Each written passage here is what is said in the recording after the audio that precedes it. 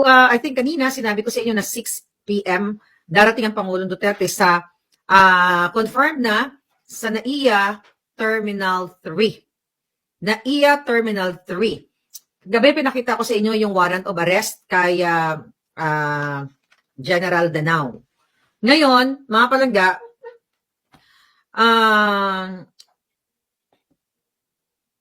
pakita natin ulit sa inyo. Paki-share nyo lang. Okay? Paki-share lang natin para dumami tayo ng bonggang-bongga. Okay? Ngayon, mga kababayan, may mga balita. Okay? Anong sabi dito? 9 hours ago, former PNP chief na now denies warrant of arrest. Questions timing. Okay? Ang sabi dito, retired Police Lieutenant General Vicente Danao refuted reports of warrant of arrest for his arrest on Monday night, calling the information inaccurate and questioning the timing of its release. Danao confirmed receiving a copy of the alleged warrant but pointed out discrepancies in the identifying information. Sabi niya, first of all, the middle name is different. I have not committed any such offense. My middle name is Dupa, not Duran. Also, the address is incorrect. Di ba? The former PNP chief said. Ang sabi pa niya, wala na. Tiyan lang natin. Dali. Ang sabi pa niya palangga, I don't recall committing reckless imprudence. The bail bond is only 3,000 pesos, which suggests a traffic accident with physical injuries. I haven't driven in a long time. Ang sabi pa niya, what's puzzling is the timing. The warrant was reportedly issued on the 6th, but it's only being brought up now. Why is this issue being raised now? Okay? So, ito yung sinasabi ni Danao, ni General Danao. So, mga kababayan, tingnan lang natin uli yung warrant of arrest na pinakita natin kagabi sa inyo. I would just want to make sure yung date doon. Kasi sabi ni Danao ay March 6 daw ito in-issue. Pero, hindi siya ito to. Hindi siya March 6. Oh yeah, tama.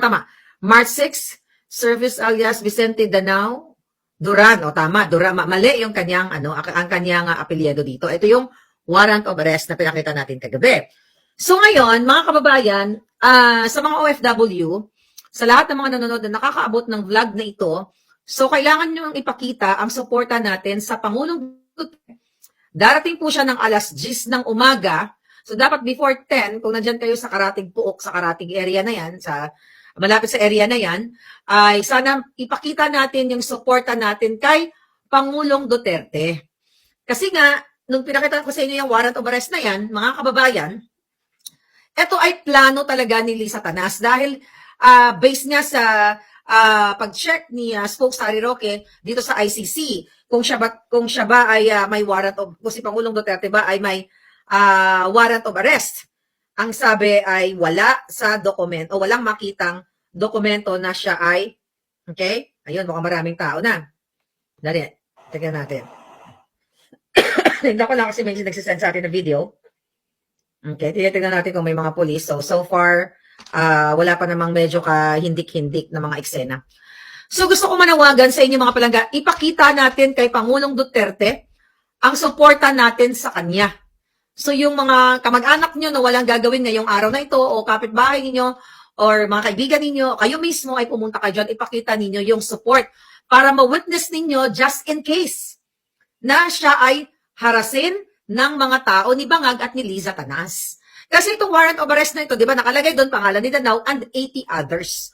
So may posibilidad doon sa 80 others na yun ay nilagay ang pangalan ng Pangulong Duterte, which is former president yan. Dapat hindi ganon.